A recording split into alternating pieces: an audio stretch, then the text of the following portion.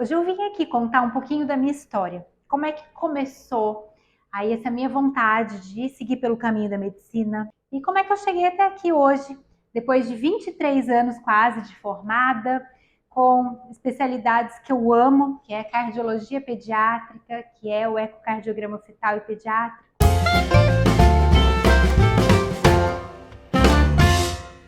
A minha mãe conta que desde muito pequenininha eu sempre tive essa vontade de ser médica, que eu já gostava de ir no meu pediatra. Então lá eu reparava tudo, eu via os livros, eu via o ambiente, eu já gostava daquilo. Isso eu tinha em torno de 3 anos. E aí foi passando o tempo, foi amadurecendo. E sabe aquele negócio que as crianças têm? Ah, eu quero ser bailarina, eu quero ser astronauta. Eu não queria nada disso, não. Eu queria ser médica mesmo. E eu fico muito feliz que tenha sido assim, sabe? Porque eu já fui desenvolvendo esse lado assim do cuidado. Então eu cuidava ali das minhas bonecas, eu cuidava de um passarinho que caía às vezes no quintal de casa, e eu fui desenvolvendo esse meu lado sempre pensando na medicina. Eu sou a filha mais velha, eu tenho uma irmã que é 3 anos mais nova do que eu, que é a Gisele, e tenho o Lucas, que ele é quase 17 anos mais novo que eu, mas isso é uma outra história, né? Ter irmão temporão, então eu sou meio que mãe dele também. E eu lembro que com 15 anos meu pai um dia chegou perto de mim e falou assim: minha filha, você vai querer mesmo fazer medicina? Eu falei: vou, pai, quero fazer medicina. E aí ele me disse, ele falou: então eu preciso que você passe ou numa faculdade federal ou numa faculdade estadual, mas que seja pública, porque eu ainda tenho seus irmãos para cuidar. Meu pai, ele era gerente de banco, trabalhou até aposentar na Caixa Econômica Federal. Então, a gente ainda tinha esse lance de mudar de cidade. A cada 2, 3 anos eu mudava de cidade. Eu tinha que me adaptar a uma nova realidade de amigos, de escola, e muitas vezes era assim, ó, abril, no meio das provas aí, mensais, bimestrais, a gente ia e eu recomeçava tudo de novo numa nova cidade.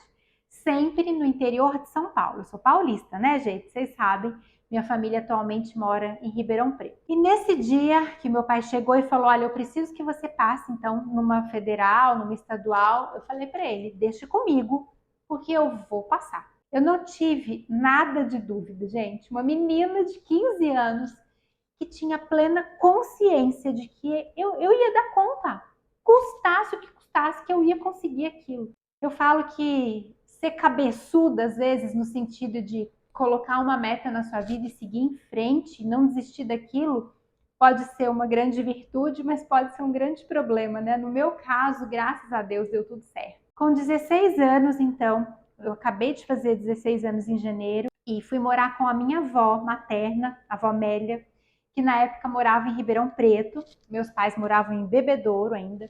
E Ribeirão tinha um terceiro ano, que na época era terceiro colegial, muito forte. Na época era o COC, que a gente fazia o terceiro ano, e já ia toda uma pegada aí de vestibular, de cursinho.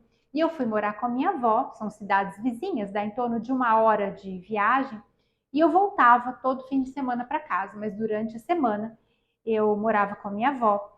E uma tia minha, irmã da minha mãe, minha tia e meu tio, tia Ângela e tio G, eles me assessoravam completamente, gente. Eles era cidade grande, né? Porque para Bebedouro era uma cidade grande, e eu com 16 anos, eles me levavam para o cursinho, para o terceiro ano.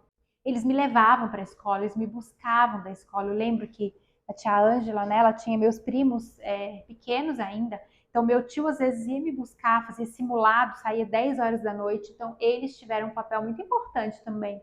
E a minha avó me assessorando, almoço, jantar, lanche, e eu estudava. Eu estudava com todo o afinco do mundo. Terminou o ano, eu prestei vestibular.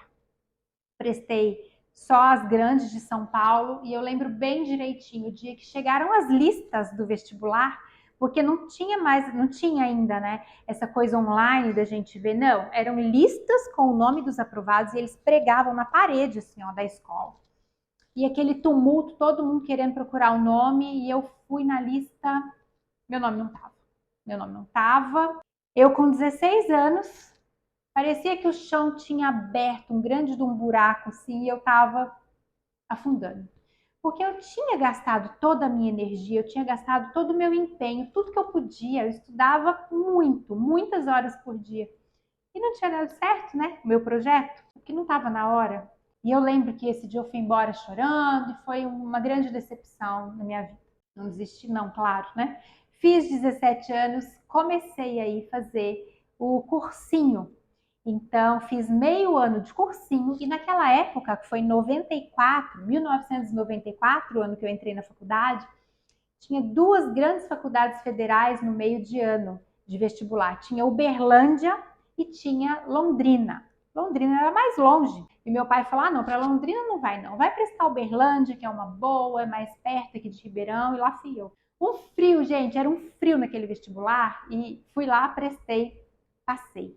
Então eu sou da 44ª turma de medicina da Universidade Federal de Uberlândia. Então, com 17 anos, eu fui morar fora, claro, longe dos meus pais. Morei desde de alugar quarto em casas de senhoras. Aí a gente foi conhecendo mais a turma, até conseguir realmente arrumar uma colega para dividir apartamento. Então foram várias mudanças também e sempre fazendo a faculdade. E aí que abriu esse mundo da medicina para mim. Eu tive uma excelente formação. A Universidade Federal de Uberlândia foi o meu berço da medicina. Foi onde eu aprendi a arte realmente de ser médica. Eu tenho professores que eu tenho contato até hoje, tenho um carinho muito grande por todos os funcionários, por todos os professores que me ensinaram, que me moldaram ali o início a medicina, né, na Lilian. Então, formei em 2000 e fui fazer as minhas residências lá em São Paulo. Aí eu fui fazer as residências, as minhas especializações em São Paulo. Eu já sabia que eu queria fazer pediatria, gente, era engraçado. Durante a faculdade toda eu já entrei falando, eu quero fazer pediatria. Claro que eu estudava as outras coisas também, né? Cirurgia vascular, neuroanatomia, meu Deus, eu não lembro mais nada disso. Mas eu lembro que sempre, por exemplo, que tinha um plantão ruim, um plantão muito puxado na pediatria, eu ia dar uma voltinha ali na clínica médica, na cirurgia, e eu voltava felizinha para pediatria, porque era aquilo, eu tinha certeza que era aquilo que eu gostava.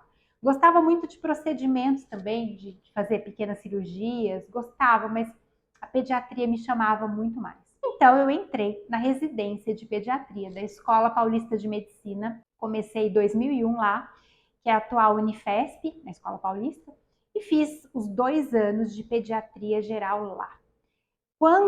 Antes de eu terminar o primeiro ano de pediatria, eu já tinha escolhido a minha subespecialidade. Eu já gostava muito da cardiologia, mas naquela época eu defini mesmo que eu queria fazer cardiologia pediátrica. E eu queria fazer no INCOR, que é o Instituto do Coração, lá da Universidade de São Paulo, da USP. O meu segundo ano de pediatria, eu já estudava cardiologia muito mais do que as outras disciplinas dentro da pediatria.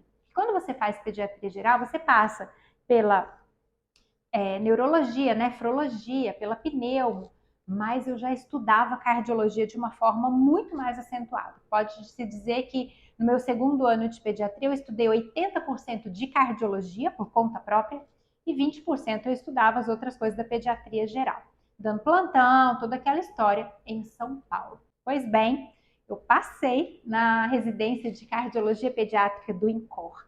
Então, em 2003, 2004, eu fiz o INCOR, que é um mundo, um centro de muita complexidade, onde a gente recebe crianças de todos os locais do Brasil e recebia do exterior também. Não sei hoje como funciona, mas deve ser a mesma coisa. Com os tipos mais variados de patologias, de doenças cardiovasculares. E foi lá, então, que eu aprendi de verdade o que era o mundo da cardiologia pediátrica. A gente fazia, né, dava muito plantão, tinha muita mão de UTI, de pronto atendimento, de ambulatório. Então eu completei o terceiro e o quarto ano de residência, que é todo dia no hospital e mais plantão à noite, fim de semana. Isso é residência. Terminei mais o R3 e o R4 lá. Ao final da residência, eu falei assim, não quero ficar fazendo só consultório. Eu quero fazer exame, eu quero dar diagnóstico dos meus pacientes. E foi então que eu escolhi fazer o ecocardiograma fetal com a doutora Lilian Lopes. Ela é maravilhosa, adoro a doutora Lilian, até hoje a gente tem contato. E na época ela era a chefe do serviço do Hospital das Clínicas da USP em São Paulo, da parte da cardiologia fetal. Então a gente fazia os exames de eco fetal lá na USP, lá no Hospital das Clínicas de manhã, e à tarde a gente fazia parte do eco pediátrico na Beneficência Portuguesa. E eu lembro muito bem, o primeiro dia que eu cheguei lá no HC, em São Paulo, para fazer o primeiro dia do eco fetal. Ela estava sentada aqui no equipamento, né? A gente ficava atrás dela, assim, olhando, que a gente não sabia nem como que segurava o transdutor direito. E ela mostrava ali um coraçãozinho que estava batendo e ela falava: olha essa válvula mitral, olha que coração bonito. Ela sempre é muito empolgada, uma didática impecável. E eu lembro bem a sensação que eu tive quando eu vi o coração fetal ao vivo ali, pela primeira vez. Então a gestante estava ali, barrigão, e ela conseguindo avaliar um coraçãozinho minúsculo dentro da barriga da mãe. E eu entendi naquele momento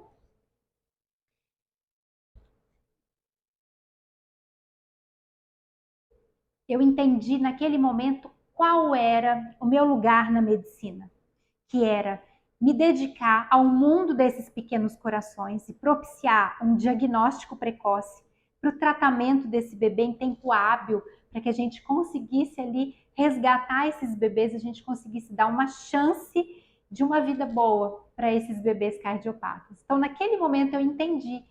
Eu estava em casa ali, e a partir disso, a partir do ecocardiograma fetal, que é a minha grande paixão, que é o motivo maior do meu estudo, da minha dedicação, eu fui crescendo, fui melhorando a cada dia. Casei, em 2007, vim para Belo Horizonte. Gente, eu não conhecia, primeiro que eu não conhecia nem a cidade direito. Eu vim conhecer Belo Horizonte quando eu já namorava meu marido. Eu não conhecia nenhum médico aqui, eu não conhecia ninguém. E vim para cá, casei. Meus amigos lá em São Paulo me chamando de doida, falando como que eu ia pedir demissão de todos os trabalhos que eu fazia para vir. E eu dizia: olha, eu vou formar uma família, eu vou para Belo Horizonte e vai dar certo.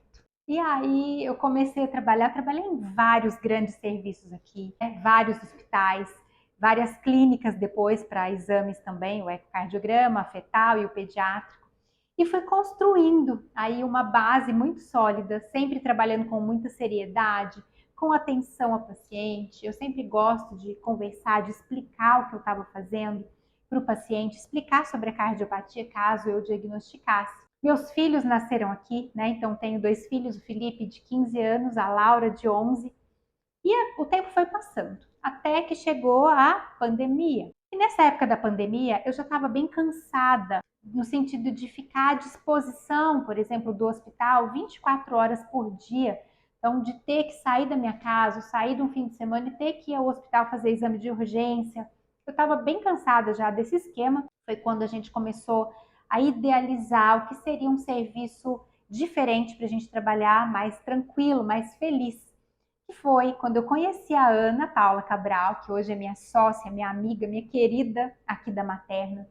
E juntas nós começamos então a idealizar esse modelo de atendimento aqui da Materna, que é mais exclusivo, mais individualizado, um tempo de exame maior. E eu falava para a Ana, eu falava assim: Ana, meu grande sonho é ninguém batendo na minha porta falando assim, encaixe o paciente. Não, aqui a gente não tem encaixe. A gente cria horário extra para que você que vem às vezes numa urgência tenha o mesmo tempo, a mesma dedicação que eu dou para uma paciente que está agendada, por exemplo. Então aqui não tem encaixe.